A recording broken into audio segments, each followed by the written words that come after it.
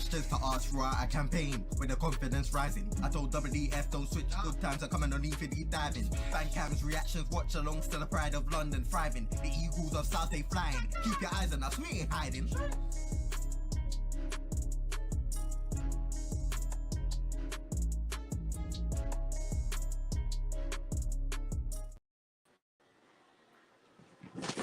Good evening, everyone. Big up. Hope you're well. Hope you're doing good. And yes, this is Transfer Weekly episode 6. Now, granted, this is normally a premiere where it's pre-recorded and obviously interacting with us with comments, but we're doing this episode live. And part of the reason we're doing this live is because obviously JC and Reed, we got married on Saturday. It was an amazing day.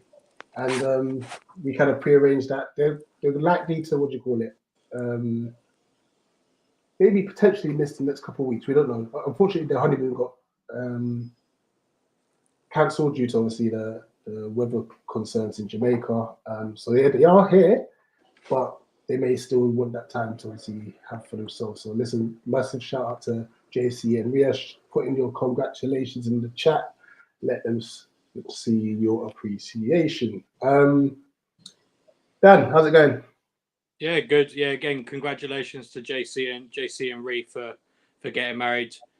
Yeah, I'm good. Just I'm back on Saturday after visiting Duda's family.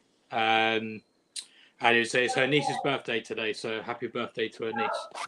Well, happy birthday How you doing? to her niece. I'm good. Funny enough, I'm off to Northern Ireland with my school tomorrow, so Northern Ireland? Yeah, for a couple of days. So that's random. It's proper random. I mean, I guess the head teacher is from Ireland. Actually, maybe it's not as random as you think. Oh, okay, all right, fair enough. I was thinking that's very random. Where are you going? You going Giants Causeway, Belfast? It's Belfast, but after that, I don't know. Nice. They mentioned it to me. I think I ended up calling it calamari, which is definitely wrong. Calamari. Right, just before we go into the updates and then we get into the main bulk of it, if you address a few comments. Big up the dog. Says I saw Malcolm in training on the YT vid, so we can compete. I'm happy Malcolm. For you. Won't lie, I think he's going back out on Yeah, Malcolm's #1 fan. Literally. The JC and his lady tied a knot. So they got married on Saturday. And obviously, saying here, congratulations. Big up Andy asking, is it true? Is he in talks with Chelsea? Well, there's a few teams. There's Tottenham, City, I believe. Obviously, that would be Chelsea. Yeah. So there's a few teams. I'm worried about that one. I won't be lying to you. Yeah, I think all of it. I think all of that rumour mill will start once England are out the Euros. Yeah. Same with Guéhi as well. Yeah, but obviously they're away. So the story that came out today, I don't understand. We'll talk about it later, obviously, but yeah. Yeah, big up to JC in the chat as well. Big up JC. Hope you had a good day. It was a wicked day. I won't lie, Dan. I'm gutted I wasn't there, but yeah, it looked like a great time. No, it was. Someone falling over had a bit too much. Yeah, big up there, well, and dog here saying when I was going to the Notts game, every time Mike gets to actually, I need to sort out my ticket for that. Right, first things first. Let's start with keep you up to date with the recent updates. And apologies if you hear a bit of background noise. My girls are good. This is when they end up turning to be their loudest. But anyway. Astor Frank. Now, it seems as if we have walked away from this deal. He was rumored to be high on our list in signings. Rumor had it was around 12 million euros. But it's reported that we have walked away from this deal. Obviously, I think when it first broke, it kind of asked questions as to whether or not that means it's the end for Lerma, or whether that meant that Lerma went into a more centre-back position. We don't know, but as it stands, we've walked away from the Astor Frank deal. Now, you know what? I personally think it might just be a case he wanted European football. So there's no point of us going into it and wasting anyone's time. Jadon Philogene. Now, this one is interesting. Very interesting, because it seems as if 3 teams have agreed terms with Hull City, and that is ourselves, Ipswich, and Everton. So these 3 teams are rumoured to have agreed terms with Hull. It is now down to the player to decide where he goes. Now, we covered this in a short recently, and we were saying that maybe he might pick an Ipswich because he might be guaranteed game time there. You know, so it's a kind of a wait and see situation. Me personally, I'm not saying that if he rejects us, I won't be like, oh, that's a bit of a shame. But there are other players on my personal wish list that I'm hoping that we get in ahead of Philogene personally. Anyway, so yeah, we'll have to wait and see with that who he decides to pick. I reckon it'll be Ipswich. And finally, Joe Bellingham. Joe Bellingham is reported to have wants to stay at Sunderland 1 more year. It's rumours that he's heard that there's a project. He's really interested in this project, and he wants to see what Sunderland do next season. Would that mean that we still may not go in through? We don't know. What if we sign him and loan him back to Sunderland? Once again, we don't know. So it's kind of like just a wait and see with that one as well as many other potential forward players we're looking at due to the departure of a certain. But we'll talk about that later. Just very quickly, and regarding those 3 stories, Frank, Philogene, Bellingham, any one of those surprise you? Any you're upset about? Not really, to be honest. Ranked. I don't know if I'm pronouncing that right. I didn't really know a huge amount about him. I know he had a lot of potential, and from what I've read online, he didn't do as well. He didn't do as well when he what's it called? He didn't do as well when he was at Wolfsburg. So I'm not too worried about that. Bellingham as well, like he's only 17, 18. So it could be a case of maybe we're going in for him for next season, because I know Sunderland have got a new manager. If they do all right, they got the players to get into the playoffs. So maybe he's waiting on something like that. And obviously as well, like that's another year of his contract ticked down as well. So hopefully that will reduce it maybe. Philogene, I think he's a good player. I don't think he's maybe as good as the hype suggests, in my opinion, and like the kind of money that would be paid for him.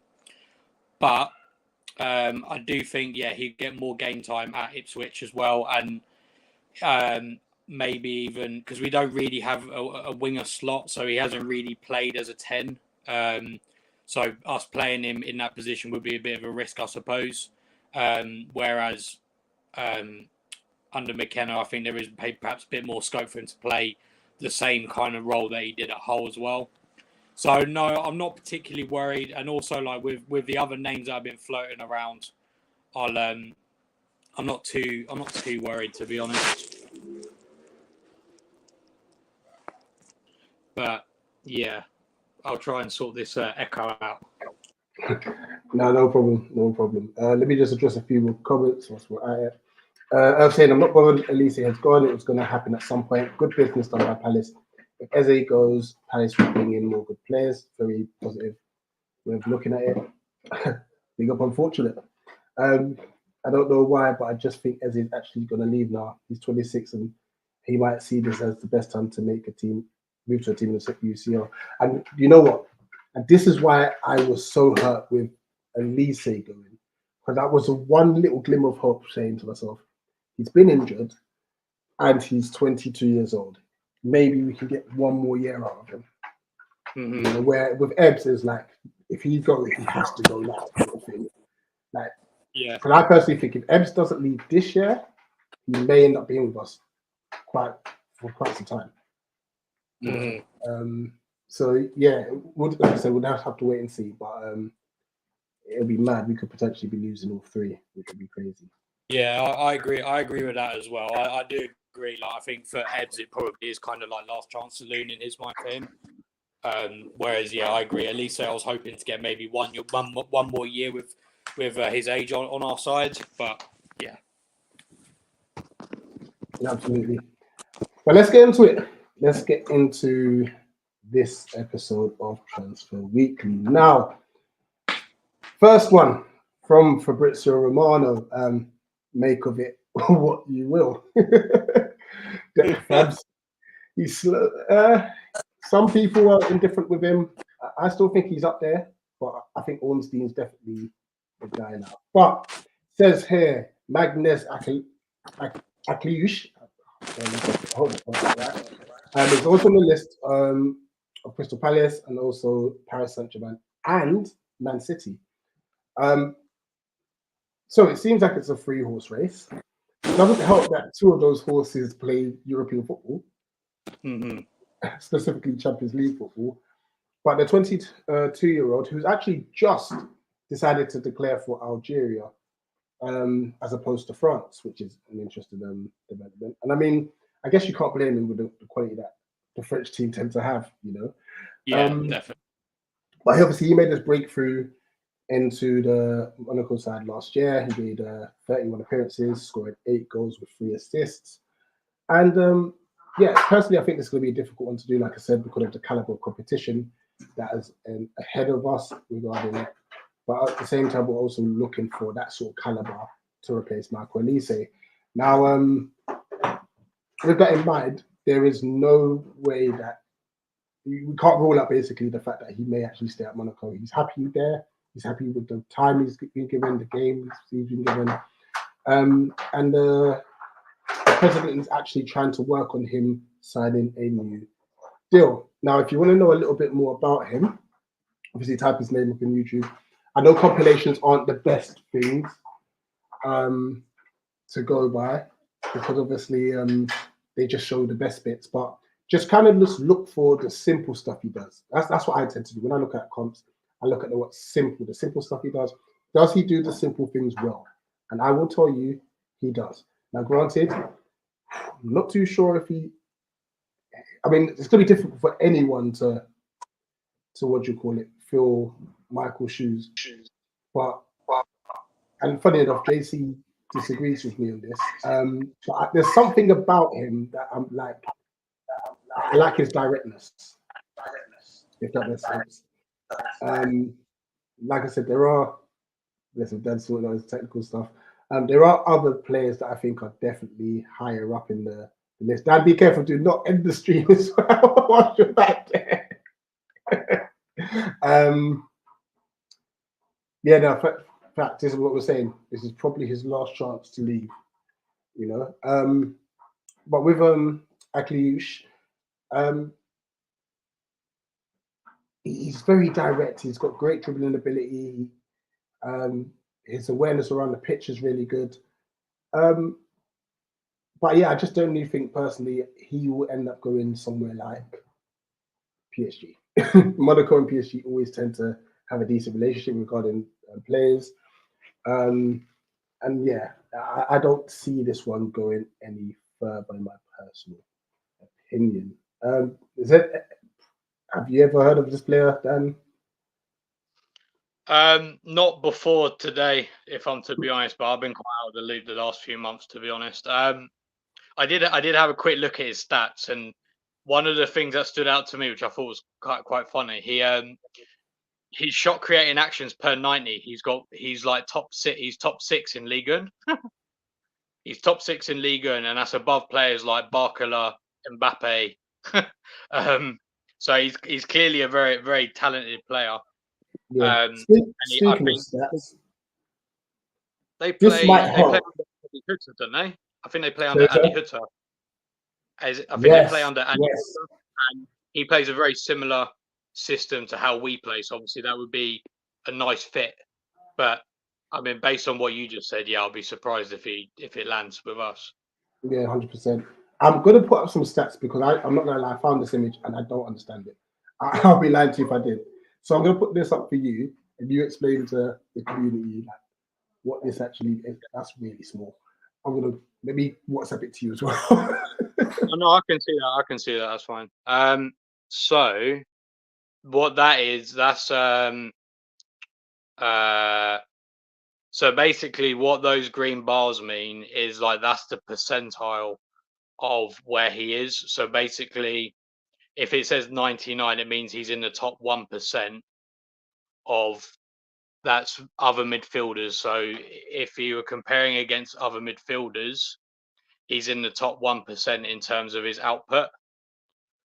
Equally, say where you can see on expected assisted goal, like the XAG, where it says 89, that would mean that he's in the top 11% of output for, and that would be in the top 5. It's in relatively similar leagues, so that I would imagine that would be the top 5 leagues in Europe. So, but that's compared to a midfielder.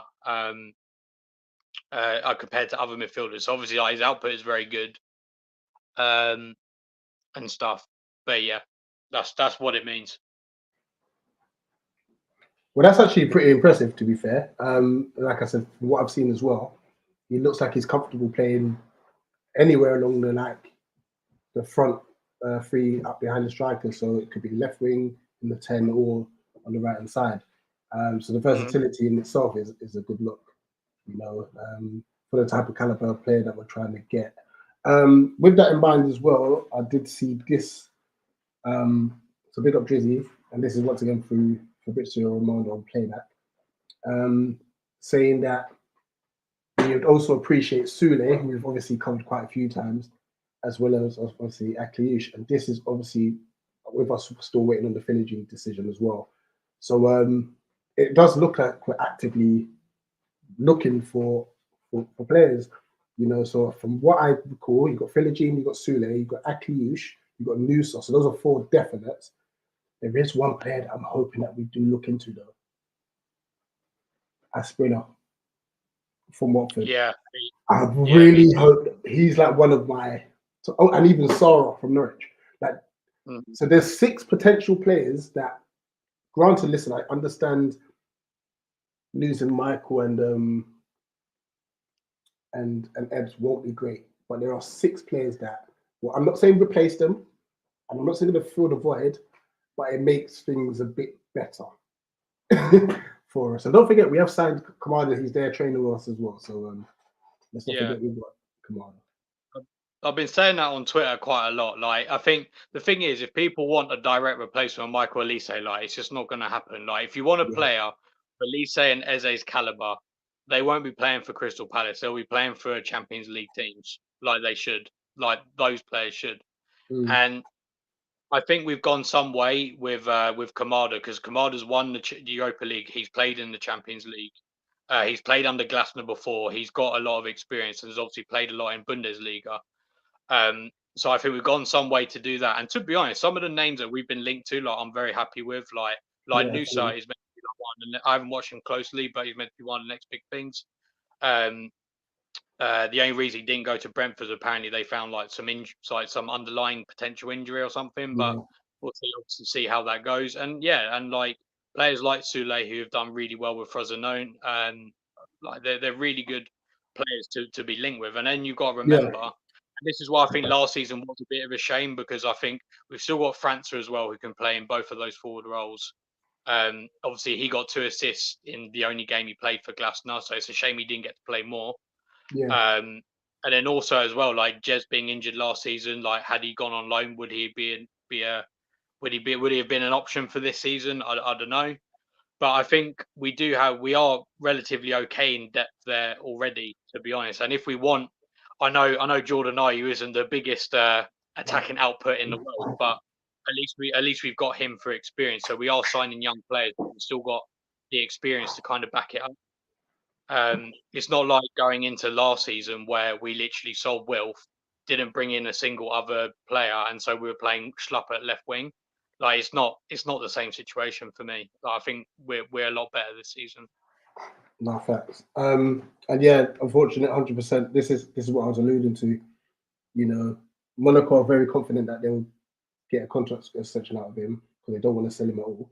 But then you want the likes of PSG and Man City are interested. Like it's like.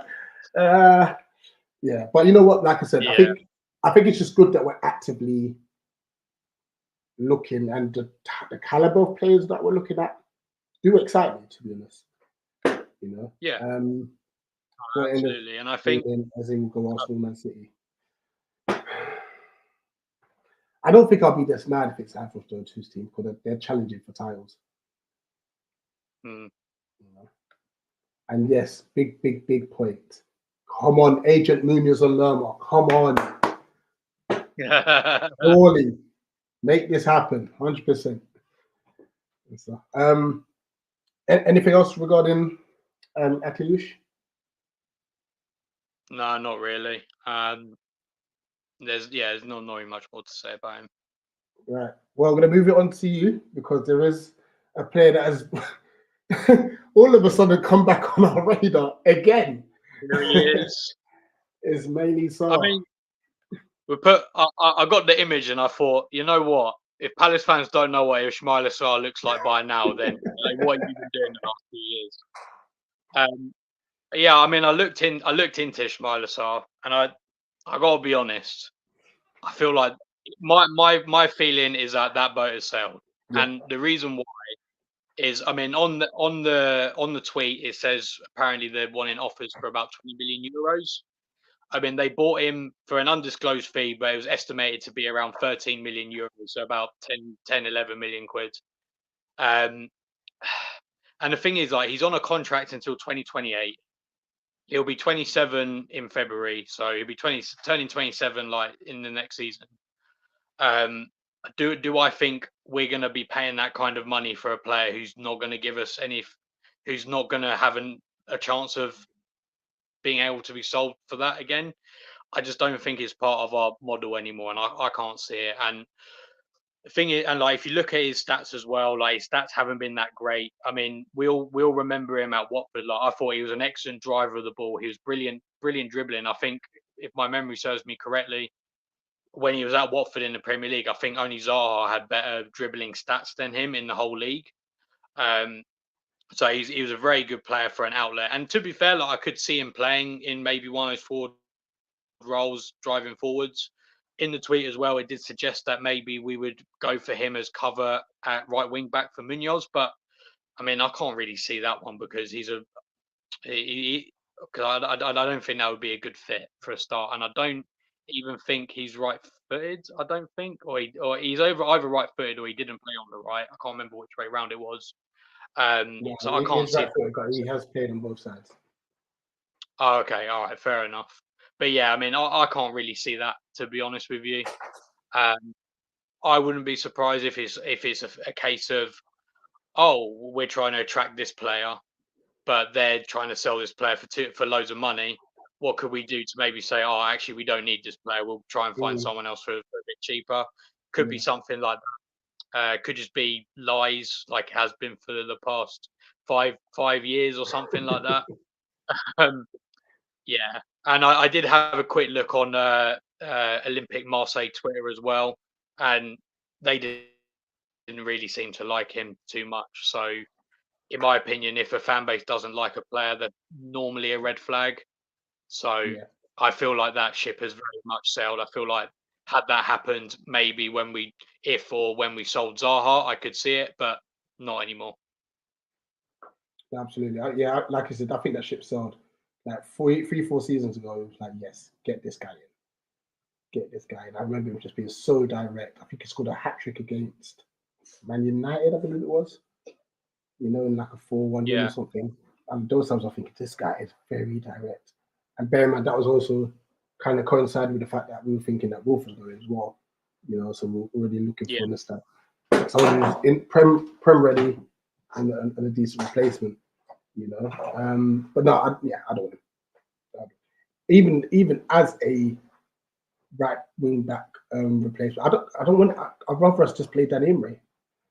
You know, granted, I know I think Bromley are looking to loan him out, but I'd rather that because we don't want to get a player like Sarr in who then would then throw his prams out, toys out the pram, knowing that he's not going to start. Like Munoz is and what he's doing in Copa at the moment is crazy. You know. Yeah. So he'll just sit on the bench, and I think he'll sit on the bench and mope. You know, and I don't think that's good for us to be honest. So yeah. Yeah, I can't. I really can't see it. And I think, like you said, you'd rather play Danny Imre.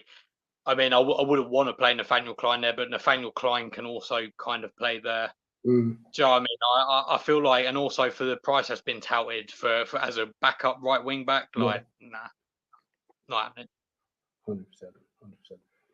Well, just as that ship sailed, yeah, we're going to move on very quickly as well because I don't think we can say much about it. But you're going to have a break for myself and Nikki. Here is, sorry, myself and Dan, sorry. Here's Nikki. Nicky. With regards to Marc Guéhi, and just before that, this was the latest tweet. So TPW News, the Palace Way, by the way, have saying that Arsenal and Manchester United are on high alert with Marc Guéhi set to reject Crystal Palace's due contract offer. And that's been reported by Matt Hughes Media. Now,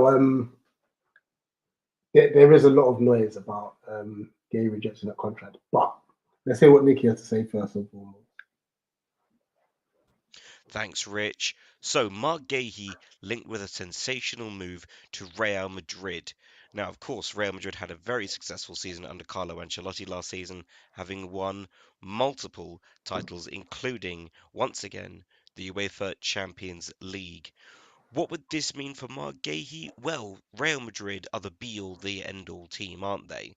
You have to admit that they are the best team in the world, at least the best team in Europe. They have run roughshod over La Liga and, of course, in the Champions League as well. Of course, a bit of a rebuild going on for the last few years, introducing new talents like Vinicius Jr., Jude Bellingham, Eder Militao, many, many more players. Marc Guéhi linked with a move you can't deny. A player, when linked with Real Madrid, they're going to be looking out the door.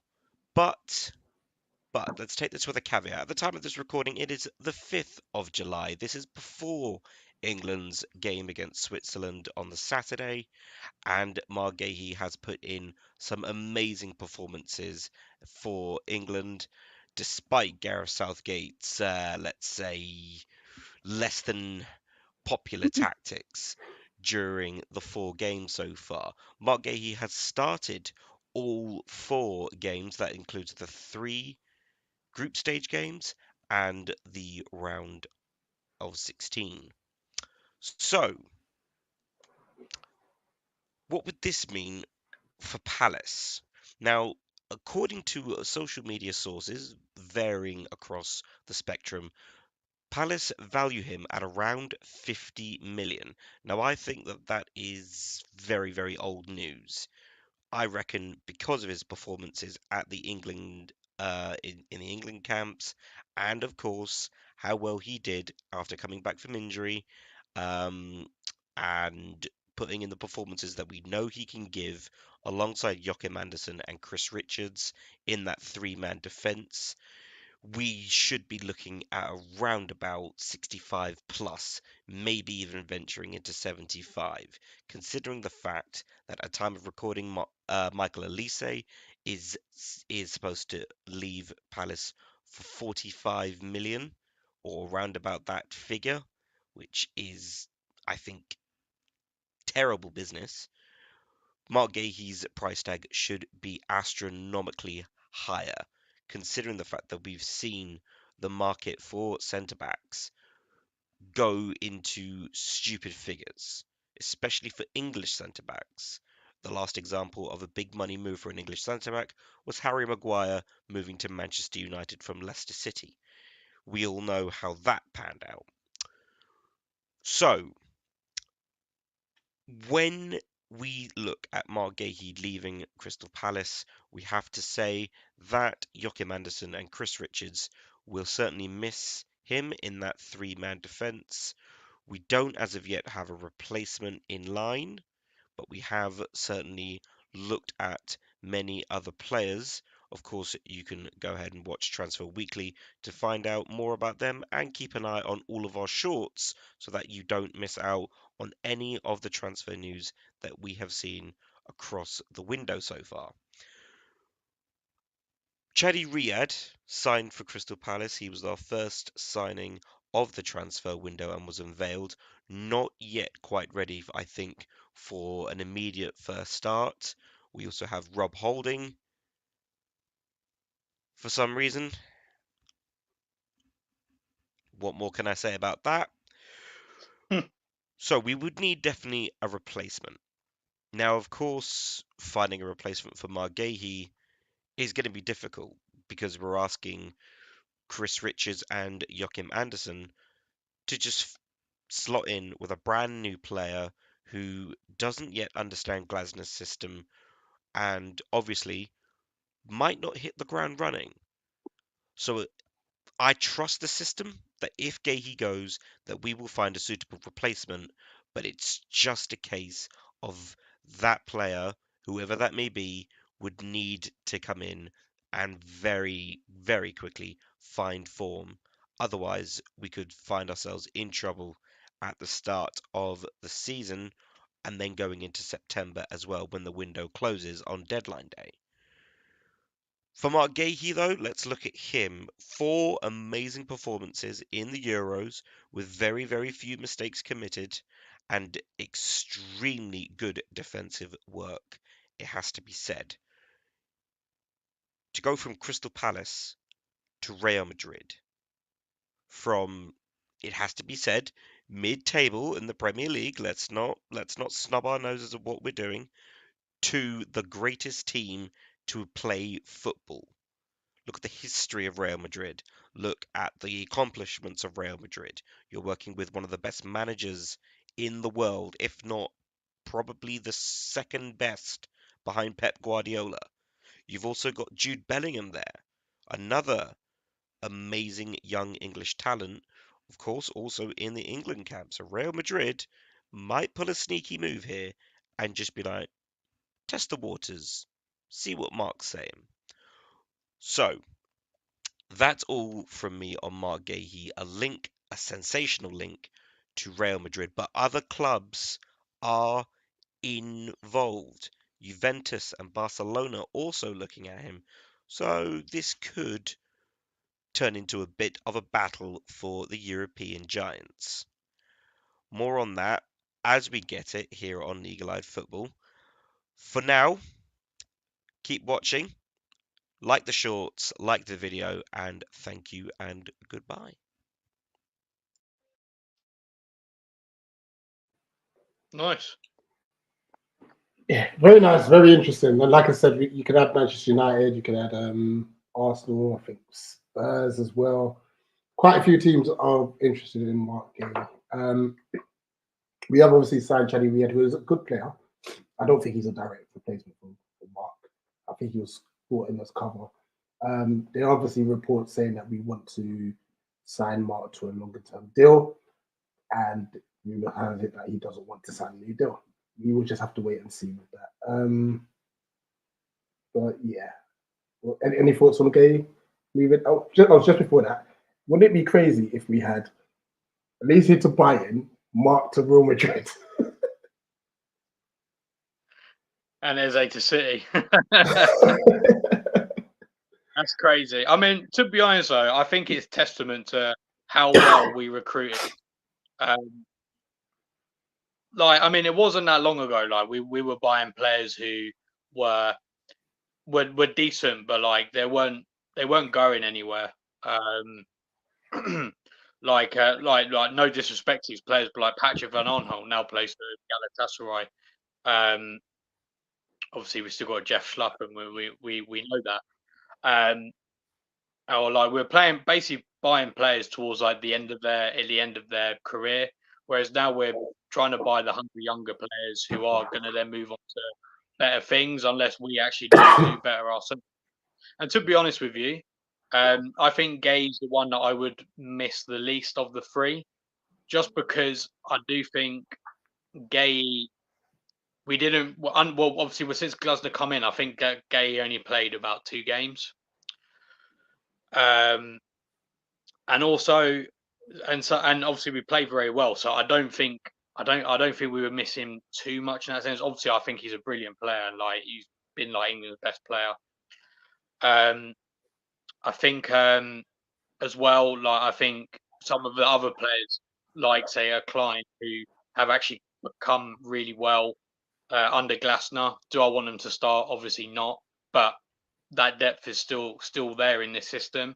I also, in my honest opinion, I think Richards is a lot better in that left centre back role than the right centre back role, in my opinion. So if Guéhi, well, assuming Guéhi goes, and to be honest with you, all the reports that have come out, I think a lot of them are pretty like recycled, to be honest, because I can't see how they would negotiate with a player who's at the Euros. I don't see how that would happen. So I think a lot of the stories about them two will definitely be coming out when England exit. And with Guéhi, I think we've already, like Rich said, already signed Riyadh. I think he's probably one more for like the future to try and ease in. And I do think we will try to go in for another perhaps more established player. Obviously, I think Lacroix has been the one that has been said. If I crashed, No, you got the you covered. okay. But yeah, I mean that's my opinion on Guéhi, and yeah, and I think, and to be honest, with the players who are leaving, I'm actually more excited than worried. I'm excited to see who we bring in to replace these players, because I genuinely think we sign very good players who have got a lot of potential. But I also think that Dougie's really good at signing players who won't like throw all their toys out of the pram. Like they've got really great attitudes and are always looking to develop. And I think we bring the right sort of person in as well. No, absolutely. Look, I think everyone trusts Dougie, 100%. You know, and like I said, I'm just happy we've got like Glasner, because the caliber of players we're linked to are so much different to who we were before. You look at Lacroix, if that's how you pronounce his name. I think was it rumored to be up 10 to 15 million euros because he's not signing a new deal. If Marc's to go, I think get him in. Get him in. Yeah. You know, he's a very good defender. So I'm just gonna address there's a few comments. First it says, can we have, I think it's gonna be Eze from Palace, please? And then I'm seeing black and white circles. I'm assuming this is a Newcastle fan. I'm not too sure. Please confirm in the chat. But big up Kate and Jonathan. There we got Andy here, a Liverpool fan clearly. Do Crystal Palace need to sign another left winger, cam, or centre back? I hope you're not trying to offload any of your lot, because we don't want them. we do not want them, because I always love it when you see like fans are like, it's more so like Arsenal and United. I feel like is the most common one. They always say, "Oh, I know Chelsea were doing it as well." Like, "Oh, we'll give you Olise for and we'll give you some really crap left winger." Oh, yeah, sure, yeah. But it is interesting. I don't know how true this is, but I believe Chelsea and Liverpool, I think they're looking to for Nico Williams' release clause, which would be interesting, because I don't know what does that mean for the likes of Diaz, Gakpo, even Nunez. So we'll have to wait and see with them. Yes, it is Newcastle United. I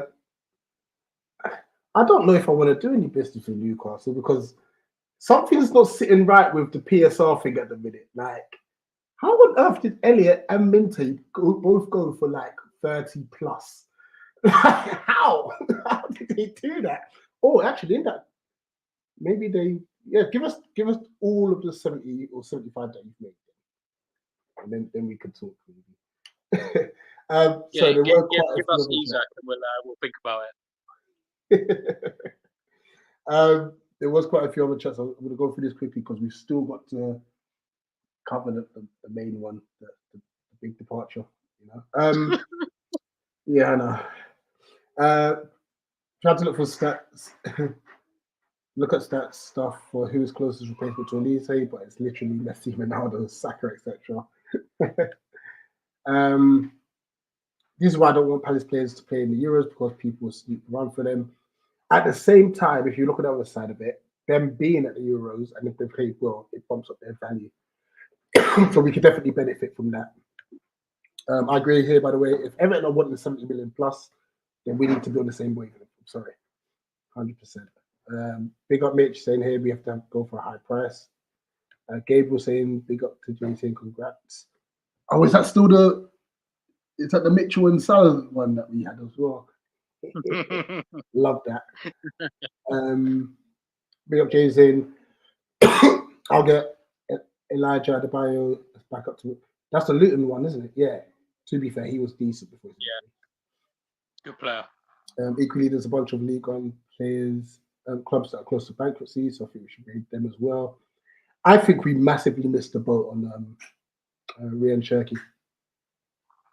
We missed the boat on that one. And that was, I think that's because of the whole parish text sort of, you know. Anyway, big up Nicky. No, you did a good job, man. That was good. Job. That's good. You know, obviously, Lacroix, yeah, I agree with this. JC said big up for the congrats. Even still, 17, that's decent. That's actually decent. JC said, my quick recap. I don't think the Monaco guy is all that. And I don't think he has the minerals for the Prem. Notice if it was 4 years ago, yes, but too late and too expensive for backup now, 100%. Mark to Madrid would be class. Yeah, just the whole aspect of us selling our players to these European giants it's going to put us on the market. Like other younger players are going to think, rah, okay, if I sign for Palace, it's likely I can get this and that move. You know, so that's definitely good for us. No, exactly. Not only that, and also playing for the national team as well. Like every move benefits us. Jordan saying here, Sule and Espinola in for right attack at mid and cover and probable Greaves as a Mark replacement. I believe Ipswich have put in like a double bid for Greaves and Philogene. Apparently, it's around 33 million. So that'd be crazy if they got them two. Because I really rate Greaves. I'd love him at Palace. If they manage to get both of them for 33 mil, that's a steal. That's good business, yeah. Anthony Gordon plus 35 million, and we've got a deal. Yeah, actually, you know, I'll take that. Like Gordon's, I do like Gordon, to be fair. Yeah, same. Yes, that's not for sale. Well, I think, to be fair, you know, I think they've covered their backs with the PSL stuff. Like I said, to get 75-ish million for two players that don't even start is crazy. Fair play to you, lot. Fair play. Time to raid the gun, and Palace are doing great business, so I feel relaxed. I mean, we've got great links. We've just got to get more of these over the line a little bit quicker. But obviously, on that note, Daji Kamada is official. He's been training with the club. He's signed. He's in the shirt. All of that. So it's good to see him. We were thinking, but I think a lot of these players, I think they're involved in the Olympics, so they've just come back for like the medical tests and stuff that Glasgow wants. You know, so Mateta is not injured, guys. He's not injured. He just had to come back for tests, and he'll make his way back to the French side. I agree. I'm not fussed about Bellingham at all. Like I said, Asprilla, Sarah, Sule, Nusa. Those are the four. Those are the main four for me personally. I agree, Mitch. I think. I'm sorry, Mitch. Red F. Sorry. It's because Mitch normally has a brown collar on this thing as well. My bad. I agree. I think just to somehow soften the blow of the Olise departure. We're going to talk about Olise in a minute. She did protest in the Belgian League. Well, that's where Nusa's from. He plays for Club Rouge, and there's a few some other talents there. We've got Munoz from there too. Yeah, you know? There's another player who I would really like. We haven't been linked at all, just to be clear, but I'd really love El Canus from Genk. I think he's class. Maybe that could be your cheeky recording for next week. Maybe. Callum Wilson, Palace can have him. We've got enough injury-prone players in our club, so we should sign James Flynn. And yes, Espinal give Watford Brett Saki on loan. This is what I'm hoping for that Espinal one. Yeah, to give Brett Saki on loan. But honestly, Espinal's he's cold. He's cold. With Philogene, I won't be as mad if we get like a Nusa or a Sule. I'm honestly excited to see what we do. 100%. And don't forget as well, there's also Matthias Franzar, who just needs to stay fit.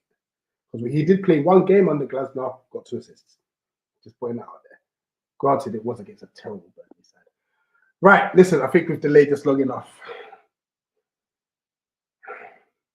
Michael Olise, he's officially left. I mean, we knew this was happening. It did hurt to see him in the Bayern shirt. However, massive respect for him because he did in Instagram and Twitter sent his massive appreciations for the club. And yeah, honestly, what a player we're losing. How do you think he's going to do at Bayern? I think he's going to be great. And I can just see that Bayern comment that's popped up there from Kenny. Oh, snap. Big up Kenny. think, yeah. Welcome. To answer your question, Kenny, what should we expect? I mean, I think he's fantastic. I feel like Palace fans tend to be quite level-headed about where they gauge players, and I think when we say like he's one of the best wingers in the world, like I don't think it's too ridiculous to be saying he's one of the best right wingers in the world. And when you've got that front line alongside Simmons, Sane, Kane, I mean, yeah, they got Simmons as well. That's a ridiculous. That's a ridiculous front. There's someone you actually forgot. And Musiala. Oh yeah, and Musiala as well. How could I forget? And Musiala as well. Musiala and Olise. I mean, that's just silly. Sorry to interrupt you. Olise's dribbling is fantastic. Just to answer this, Kenny, from what I've seen of Sane in the Euros, he starts. Olise will start.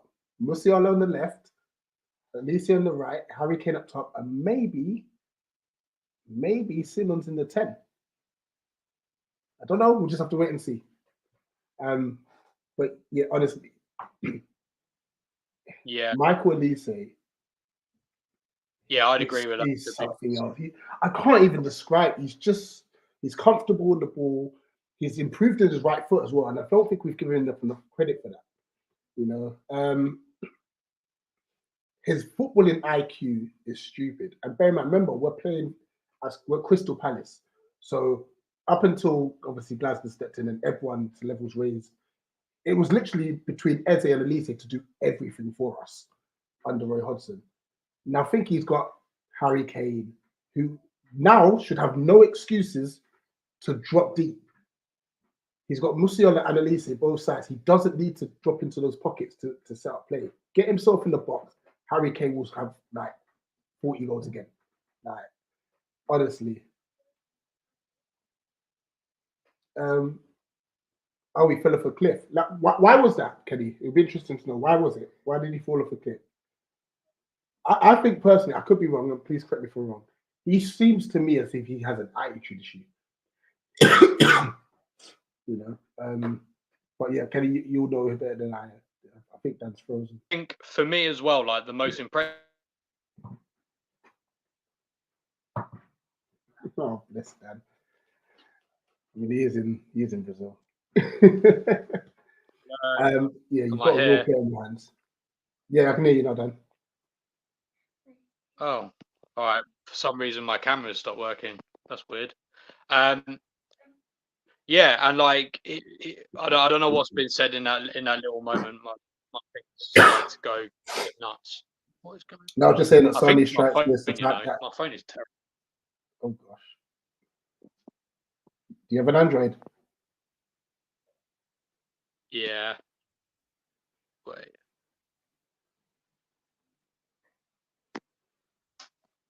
Let me just a few comments whilst you're sorting that out. Earth saying I can only dream, but Williams, the Spanish players, want to watch Palace have the funds. Number one, his release clause is 58 million or something like that. Number two, he will not sign for us. No, but he is quality though.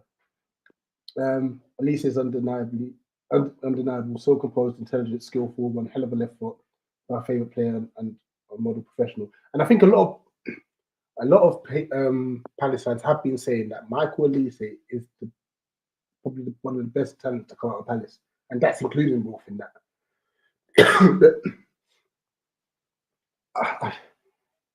when you know when you see Kelly, I think you'll understand. Feel free to subscribe, come back to speak to us in the comments, and anytime. I'm even trying to see if I could get out to Munich. Like, I'm waiting for the Bundesliga fixtures to come out. You know, I would if it means doing a little weekend. I would love to see a Champions League game in Munich with Michael Olise involved. You know, like he really is something else. And going back to the model professional comment, like when he started at us, he was getting kind of like, I don't know, I think he started 12 games in his first season, and defensively, like you could see why he would Vieira played Ayew over Olise. But then within a season, he improved it to be better. Do you know what I mean? Like, I think the way he has improved so many things, like Rich said about his right foot. When he started, he had no right foot. Now he's got an all right right foot. He's defensively improved massively. Like the way he's able to dribble, like he'll cut inside. Like he's a right winger who will try to cut inside. So if you've got an overlapping fullback, then that's great. And that's why he works so well with Munoz and Klein, kind of like overlapping from the centre back as well.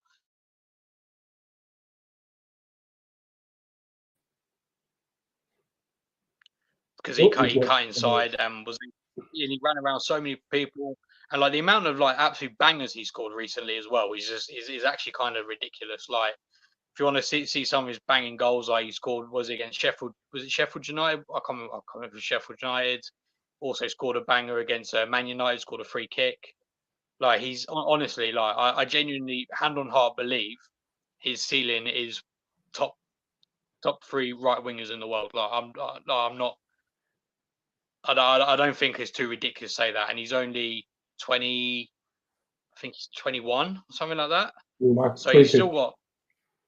He's still developing, which is the crazy thing. And I think if you give him the game time, and he's playing alongside those kind of players, like honestly, I think he will be really, really good. Yeah. So basically, it's a total package of, if memory serves me right, 60 billion euros. We get 50 of that up front, and I think there's about 4 million or so goes to Reading, and obviously the rest is agent fees and stuff. So yeah, I mean, we've made like a 42 million profit. Yeah, obviously, look, I'm no whatever. Like, don't get me wrong, Olise should be leaving for like 70 plus easily, but he would have left last season for like 30 something if we didn't give him this new contract with a release clause. You know, so I think we just got to count our blessings with it. Yes, it's not the figure we should have expected, but at the same time, my conspiracy, putting my tinfoil hat on, I think, hear me out, guys, right? I think it's a lot. I don't think some of the fees we've been seeing are totally true. Now, the reason why I think that is because it's within both clubs' interests for people to think the fee is lower than it is. It's good for Bayern because then obviously it looks like they've got a great deal to their fans. Oh, interesting. But then for us, it's good that it would be good that it's good for us that they think it's lower, because then we won't get fleeced by other teams. Like, we won't get loads of money and they'll be like, oh, you've got loads of money to spend, so therefore we're going to bump up the prices. So I think it is within both club, and also it hasn't actually been officially disclosed by either team, I don't think. Yeah.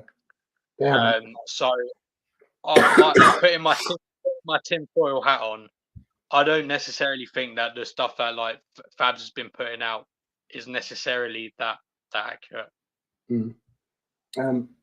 Yeah, Marcus Edwards' quality, but once again, playing European football at the moment for Sporting Lisbon, I don't see us getting him.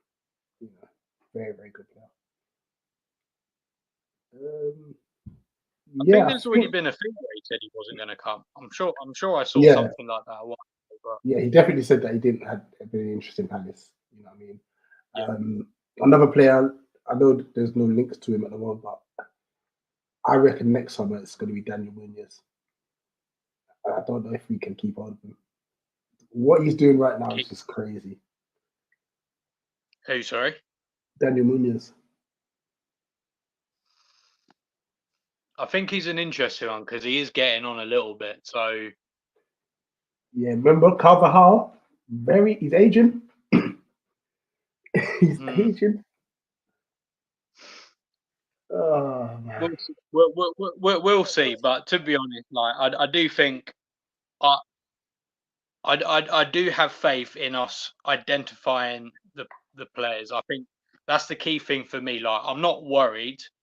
Am I disappointed? Obviously, but I'm not worried. I'm definitely not worried or anything like that. And I think if say Munoz was to go, or Wharton was to go, or Decore was to go, or whatever, I do have faith in that. I do think we would manage to bring someone in. And also as well, more to the point of like Daniel Munoz, how did no one notice to like bring him in as well, up to that age? It's crazy, isn't it? It is crazy. Like just been doing his thing in Belgium, just absolutely smashing it at Genk or Ghent. Was it Ghent or Genk? I can't remember. And like no one's noticed until we did, and we bought him for what, like 6 million or something stupid like that. No facts. Well, guys, I think that brings a wrap to Transfer Weekly episode 6. This is like I said, the first one we've done live, obviously due to JC and we being married, so they have some time for themselves. It should go back to a pre-record next week. If not, we'll go live again. I quite like this, you know. I actually quite like. Yeah, I enjoyed this live actually. Yeah, and stuff. But obviously we've got JC. This is his baby, you know. So we got to make sure that he's all good with it and stuff. But no, I really appreciate the interaction in the chat. And big up, obviously, the new viewers. Please subscribe, share the stream. Kenny, like I said, once you see Olise play for you, and it might, don't get me wrong, it might take a bit of time. It's going to be a new environment and stuff, but he is that good. All right, Kenny, he is that good. So yeah, guys, continue enjoying the Euros. Obviously, there's 2 big games this week with the semi-finals. The Copa America's hitting the semi-final stage. So that's what Venezuela, Colombia, Canada, and Argentina, I believe, are the 4 teams. Brazil obviously got knocked out. Sorry.